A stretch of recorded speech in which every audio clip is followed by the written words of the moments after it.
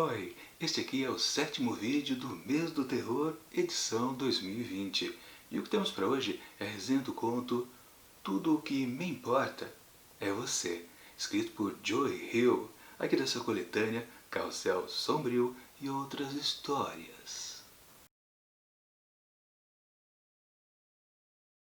Ela agarra o freio de mão e para o monociclo no sinal vermelho, pouco antes do viaduto que liga o ruim ao pior ainda. Iris não percebe o moleque nem vivo, nem morto, que a observa da esquina. Ela nunca nota o menino. Ele sempre nota Iris. O moleque sabe onde ela esteve e para onde vai. Sabe melhor do que a própria Iris. Assim começa Tudo o que me importa é você, escrito por Joy Hill, que conta a história desta garota Iris e também deste moleque. Daqui a pouco eu falo mais sobre ele. Bom, Iris está naquele dia maravilhoso, o dia do seu aniversário. Ela vai fazer 16 anos. Bom, o que importa é que, não importa, né? Tá ficando um pouco já moça, mas aqueles desejos, né, de realizar digamos, o dia perfeito de aniversário, ou então ter um bom presente de aniversário. São coisas básicas. A gente vai crescendo, meio que a gente não esquece disso, né? Talvez sejam desejos mais infantis, não importa. A gente sempre quer o bom e o melhor para nós o tempo todo. Bom, Iris merece isso, só que não dá mais. A família está desfragmentada. Seu pai sofreu um acidente e não pode mais trabalhar e poder sustentar, digamos, a boa situação financeira da família. A mãe, bom, a mãe já não mora mais com eles, está em outra. E também, bom, realmente o que ela desejava de aniversário ali, pelo menos um presentinho básico, talvez algo combinado há muito tempo atrás, alguns meses atrás, talvez um ano atrás, com seu pai, não dá, esquece. Talvez ela tenha que se contentar com o que tem para o momento, justamente com o mínimo ou o máximo, né, que seu pai pode dar de presente para ela. Que no caso é um brinquedinho assim, sabe aqueles de Natal que tem uma bolinha, que tem uma casinha que neva? Bom, basicamente isso, só que em vez de ter um elemento natalino, tem uma sereia lá dentro, uma sereia bem esquisita. Você pode se perguntar, mas espera aí, essa história está muito comum, né? Não estamos numa coletânea assim um pouco mais de histórias mais tensas? Sim, é verdade. Sobre o pai de Iris tem algo bastante interessante, mas eu não vou falar por aqui. O que importa é que vocês perceberam, né? Há um garoto que está de olho em Iris. Sim, ele fica observando aquele elemento muito talvez perigoso e ela, como vocês também viram, ela nem percebe a existência dele. Só que o curioso, para deixar essa história aqui bem diferente, é que este moleque, na verdade, é um robô. Pois é, meio que um formato antropomórfico, mas ele é um robô e está de olho nela. Só que na verdade ele não pode fazer nada porque ele precisa ser pago para agir. Eis que, vocês lembram, ela está andando de monociclo, mas o negócio ali quebra e ela não consegue mais andar. Precisa de ajuda para empurrar aquela pequena máquina que é super fácil quando ela está ligada, tem bateria. Mas sem energia não tem jeito de empurrar aquele trem, né? A mocinha lá super fraca não vai conseguir. Então ela faz uso do serviço daquele robozinho. Ela coloca uma ficha lá e tem à disposição por 1 hora exatamente para ser servida por aquele autômato, que realmente faz tudo o que ela deseja. Claro, o básico não se faz, né? Não se pode matar, não se pode prejudicar nenhuma pessoa terceira. Enfim, mas essa relação entre uma garotinha cheia de desejos e um robô que cumpre tudo o que é mandado, será que isso dá certo? Bom, eu não vou dizer, porque senão estraga a experiência de quem ainda pretende ler esse conto também muito interessante do Joy Hill. Minha avaliação do texto. Bom, a gente vai começando a leitura e algo é fácil de ser percebido por aqui. O tom do narrador está bem diferente do que a gente já havia encontrado nas histórias anteriores. Aliás, vale uma lembrança. Lá no primeiro conto aqui do livro, eu havia percebido praticamente a mesmíssima coisa. Eu também disse que o tom do narrador era algo que me lembrava histórias anteriores. Na verdade, histórias policiais. A primeira história, Alta Velocidade, se não me falha a memória, tinha exatamente isso, né? Aliás, o jeitão dela era de uma história policial. Por isso, provavelmente, que o Joe Hill adotou aquele tipo de narração. E aqui ele também está diferenciado. Claro, nas histórias entre uma e outra, da primeira e esta sétima aqui, o narrador praticamente era igual, do mesmo jeito, não havia modificações. Mas aqui realmente é mais fácil ainda perceber que ele tem um tom diferente. Por quê? As frases estão mais curtas, o tom é um pouco mais seco, quase, dá para dizer, mecânico. E sim, há um grande motivo para isso. Na verdade, esse tipo de tom narrativo se enquadra muito nas histórias de ficção científica, como essa daqui é justamente isso. Então o Joe Hill também adotou um estilo narrativo, o tom do narrador, melhor dizendo, diferente.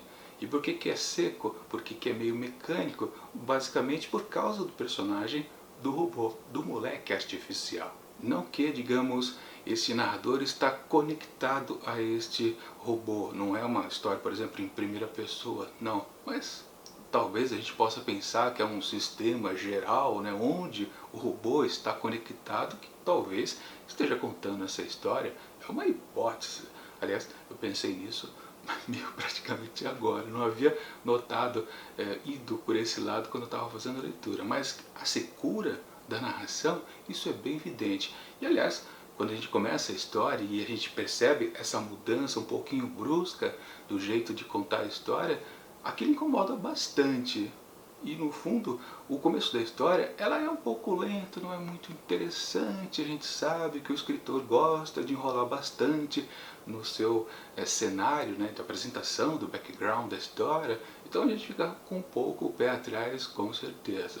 Sim, a história ela vai melhorando aos poucos e ganhando um crescendo bastante interessante, mas esse é papo para daqui a pouco. O que vale sim nesse conto é a óbvia relação entre os dois personagens aqui principais. A protagonista, Iris, essa garota de 16 anos que está fazendo aniversário, e este robô, esse autônomo que está servindo ela durante uma hora exatamente.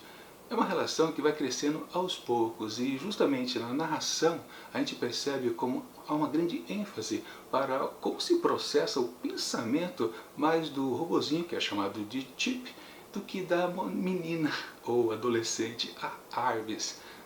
Nela a gente se conecta um pouco menos do que do robô, porque na verdade o narrador oferece para a gente toda a construção de, não do pensamento do robô, mas do comportamento a partir dos dados que ele possui.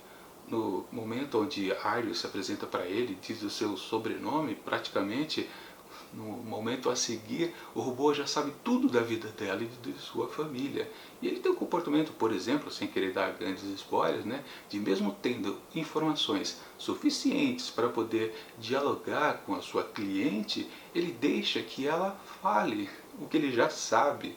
Ou seja, ele trabalha o comportamento, a relação com o seu cliente. Algo muito interessante mesmo, essa construção deste personagem. E também, claro, esse texto aqui tem uma grande carga emocional. Justamente porque a gente tem essas informações do pensamento, da construção do pensamento do robô e como ele se comporta para com Iris, a gente percebe que ele é cheio de dedos. Não sei se, claro, isso está embutido na sua programação ou a gente consegue até perceber que exatamente este robô ele já começa a ter uma certa personalidade, ou seja, ele começa a desenvolver uma inteligência distante da sua própria programação. Ele está se tornando quase um humano. A gente percebe isso fácil em vários momentos e, aliás, como isso vai crescendo também no decorrer de toda essa história. Aliás, aquele tom meio moroso que tinha no começo, aquela secura, depois que a gente percebe que é mais por causa exatamente de ser uma história de robô, talvez de um sistema operacional contando a história de um robozinho, talvez Iris não seja o protagonista aqui desse conto, a gente percebe que no fundo ele passa por uma certa transformação também, principalmente, e claro, totalmente conectado com o título da história, né? Tudo o que me importa é você. Será que isso está relacionado ao robozinho, essa frase, ou à própria garota Iris? É uma questão a se pensar. Melhor não responder aqui nesta resenha, com certeza, porque praticamente, se você começa a pensar no assunto, você já começa a pensar em alguns spoilers aqui dessa história. Mas realmente é bastante interessante como o relacionamento desses dois personagens vai se desenvolvendo numa história que, aliás, é muito simples. Na verdade, é só um dia de aniversário. E o robô, um pequeno spoiler que eu também posso dar para vocês, ele resolve se dedicar à sua cliente de uma maneira que talvez ele não tenha feito para clientes anteriores. Ele realmente quer tornar esse dia aí, que começou completamente errado para Iris, por causa dos problemas da família, em algo que dá para salvar. Ele cria situações, aí eu não vou dar detalhes, que realmente faz com que ela cada vez mais fique maravilhada com aquele dia, com o desenvolvimento daquele dia. E sempre lembrando, né, tudo vai acontecer em apenas 1 hora, que é o tempo da moeda que ela colocou lá no robô. Ela também não tinha mais para aumentar o tempo, por exemplo. Mesmo porque ela só queria poder carregar lá o monociclo que está com defeito. Mas, como eu disse, o robô meio que quer agradar mais ainda a cliente. Na verdade, né, ele podia cumprir a tarefa de levar o monociclo para a casa dela e continuaria disponível durante todos os minutos restantes da compra efetuada do serviço. Mas é aquela coisa, esse robozinho é muito do esperto. É uma grande personalidade. Aliás, é fácil a gente gostar da personalidade do autômato e da menininha a gente achar que ela é um pouco chatinha. Na verdade, a Iris ela também vai se desenvolvendo ao longo dessa história. E lá no final a gente descobre que... Bom, aí eu não posso contar, obviamente, mas ela também é interessante, com certeza. Claro que a gente tem que analisar que ela está naquela transição, 16 anos, mas todos os desejos que ela tem para esse dia específico está muito conectado àqueles desejos de crianças pequenas e principalmente mimadas, que têm tudo dos pais. E para completar, né, ainda tem duas amigas virtuais, ela nunca viu as duas presencialmente. Aliás, nesse dia de aniversário aqui aconteceu o primeiro encontro entre essas três meninas super mimadíssimas. Mas é naquelas, né? Não dá para fazer uma coisa, faça-se outra, que é aí que entra então a figura do robô tentando tornar esse dia muito mais interessante para a sua cliente. Ou talvez não seja apenas uma cliente, pode ser que o robô realmente esteja se desenvolvendo de uma maneira que quase o torna uma figura humana. Realmente o texto tem altos desdobramentos ou interpretações que a gente possa fazer durante a leitura ou principalmente depois. Quando a gente termina o conto, com certeza, porque sim, há uma grande reviravolta ao final ali dessa narrativa, que pode muito bem surpreender muita gente. Eu acho que ninguém acredita que tal coisa possa acontecer lá para o final. Realmente acho que não, porque essa história é tão doce. Realmente, no começo a gente também tem aquela sensação, né? Por que essa história está fazendo aqui num livro que tende ao suspense, ao thriller? Quem sabe uma historinha de horror, né? Necessariamente as histórias aqui desse livro não precisam ser de terror ou horror. Elas podem ser apenas um bom de um suspense.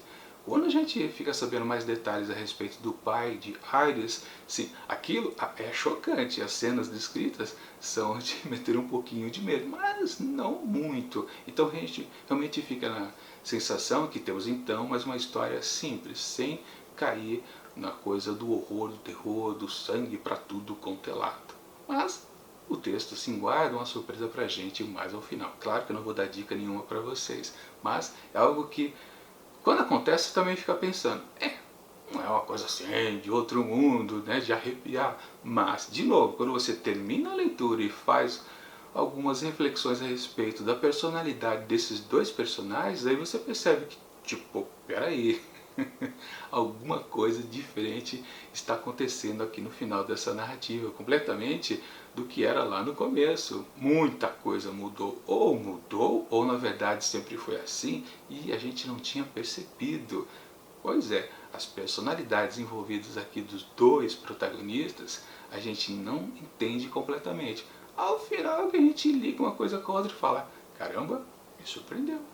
Pelo menos eu fiquei com essa sensação ao final da história. Até lá, sim, a história ela é fofa, ela é agradável, a gente vai descobrindo coisas junto com esses dois personagens. Na verdade, tanto o Chip quanto a Iris, eles vão se conectando bastante, mutualmente, E literalmente a gente curte esse momento, esse dia feliz que ele dá para ela, a gente vai vivendo aos poucos junto com eles. É uma relação praticamente impossível lá no começo, mas acontece de verdade ao final, sem dar também mais spoilers para vocês. Ou seja, de uma história super fria no começo, a gente consegue descobrir muita emotividade ao longo de todas as páginas. Me surpreendeu bastante, com certeza. Eu achava que eu ia ficar meio que entediado ali pelo miolo da história, mas cada vez mais ela ficou mais interessante para o meu gosto, talvez, mas no desfecho, aí sim me ganhou completamente. Bom, estou dizendo tudo isso porque realmente eu gostei de fato da leitura desse texto, mesmo no comecinho tendo achado algo bastante extensal. É uma história que vai crescendo aos poucos. Realmente está se tornando, por enquanto, a melhor história aqui desse livro. E olha que aquela outra, também com crianças inclusive, né, eu tinha gostado muito. Que também era uma história que não tinha nada de horror assim explícito, assim como essa. Aliás, essa aqui tem um pouquinho, naquela coisa que tange ao pai de Iris. Depois, não. Na verdade, não tem violência. Ou tem? Aí que você precisa analisar no final da história. Tem ou não tem? Comportamento das personalidades aqui dos protagonistas. De novo, é isso que se precisa prestar atenção aqui nesse texto. Sim, é um texto bastante sutil. Ele não é daquele tipo que escancara exatamente o que é que você precisa pensar exatamente, o que você precisa refletir, o que você precisa achar que é verdade após a leitura do texto, como já aconteceu com algumas histórias aqui de Joe Hill. Ele tem sim uma mão pesada em termos de colocar posições que ele gostaria que seu público leitor também pensasse da mesma maneira. Ele não é do tipo do escritor que em todos os textos ele deixa você pensar, você refletir a partir das cartas que ele coloca na mesa. Você acha, ok, tal, vou pensar dessa maneira, mas não é por causa dele, é por causa da minha reflexão. Ele deixa umas coisas bem marcadinhas pra gente. Mas, no caso especificamente aqui desse texto, está tudo muito aberto. Como eu disse antes, é sutil esse texto. Ele abre um monte de cartas aqui na mesa e você faz a conexão que você quiser. Sim, a partir desse texto aqui você pode fazer inúmeras reflexões e também chegar a conclusões diferentes. Pode ser que você leia o texto e não fique com a sensação que eu tive aqui ao final dessa história. Aliás, talvez para refletir um pouquinho mais a respeito do que passa tudo por aqui, eu vou me valer da seção spoiler aqui nessa resenha. Eu não costumo fazer isso aqui nas resenhas para tanto aqui no projeto do mês do terror quanto do conto do meu dia. Na verdade, sempre esse tipo de vídeo aqui é um estímulo à leitura. Eu sempre evito dar spoilers porque eu quero exatamente que você curta cada uma das pequenas histórias contidas em coletâneas de contos. Mas, de vez em quando, eu preciso fazer a sessão spoiler, ou seja, eu preciso dizer como a história acaba, contar uns spoilers terríveis, gritantes, porque senão, às vezes eu não tenho muito o que falar e às vezes eu não consigo dizer realmente o que eu senti sobre a história da vez. Portanto, vou deixar aqui um minuto que você pode pular para saber qual foi a minha avaliação final. A notinha que eu atribuo ao texto, porque agora eu vou dar um baita de um spoiler do final aqui. Então, pula lá para a nota. Bom, o final aqui a gente acaba descobrindo que a Iris, ela tem um comportamento completamente doentio. Isso talvez a gente nunca tenha percebido nessa história que era fofa, ou foi se transformando numa doçura cada vez mais na relação desses dois, desse robô e desta criança, que na verdade a gente sabe que não é uma criança, ela é uma adolescente, está ficando um aborrecente, ela sabe que é uma pessoa não muito interessante. A gente começa a perceber o rancor que ela tem a partir das várias coisas. Em todos os momentos a gente percebe que ela meio que está reclamando das outras meninas, mas aos poucos a gente percebe, principalmente ao final da história, que ela é pior do que todas as outras, que ela meio que reclama um pouco. Ela diz que ela não quer ser o que elas são, na verdade, a gente descobre, né? É pior do que isso. Ela, no meu entender, é uma bela de uma psicopata. Apenas, nada mais do que isso. O que ela faz com o Chip realmente é de cair o queixo.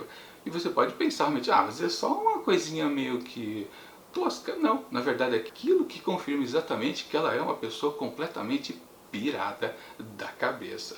principalmente naquela questão do pai, né, que todo dia literalmente morria para sustentar a sua filha. A gente percebe que, bom, como ela coloca, né, o narrador da história, melhor dizendo, coloca aqui na história, né, se o robozinho está meio que tomando a figura do pai para ela, pois a gente não pode considerar aquilo como uma amizade, como um namorico, por exemplo, né? Não, aquilo ali é uma relação de pai e filha completamente, e naquela, se ele está tomando o lugar do pai, então ele precisa morrer também, naquele dia pelo menos, né? Ele não vai ser ressuscitado, né? Ou quem sabe vai, né? Digamos que talvez a modernidade ali daquela época possa fazer a mesma coisa, até mais fácil do que com o pai. Enfim, realmente a gente percebe que ela é completamente maluca, não dá para duvidar que ela não seja. É só lembrar aí em retrospectiva tudo que ela pensou a respeito das suas amiguinhas. Na verdade ela é muito pior, aliás, com aquela outra lá de 12 anos lá na festinha, ela já queria, acho que ela diz 2 vezes ou 3 vezes para o robô: eu posso matar ela? Você não pode, né? Você está programado a não fazer isso. Mas na verdade, isso ela já havia dito lá no começo da história, em outros momentos. A gente pensa que é só um extravasamento de uma tensão que ela está sentindo no momento, né? Está se sentindo desconfortável. Mas não, na verdade, ela é doida. Doida de pedra, com certeza. Sim, o robô acaba se mostrando um grande personagem no seu desenvolvimento dessa narrativa. A Iris meio que vai perdendo o seu foco, mas ela volta a ser grande ao final do texto, com certeza, porque tem essa reviravolta que eu considerei surpreendente. Eu nunca imaginei que isso pudesse acontecer. Algumas pessoas sim podem sacar isso de uma maneira até fácil e chegar a esse final e falar: já tinha pensado nisso, já sabia que isso ia acontecer, mas talvez não perceba que ela realmente é uma doida, varrida.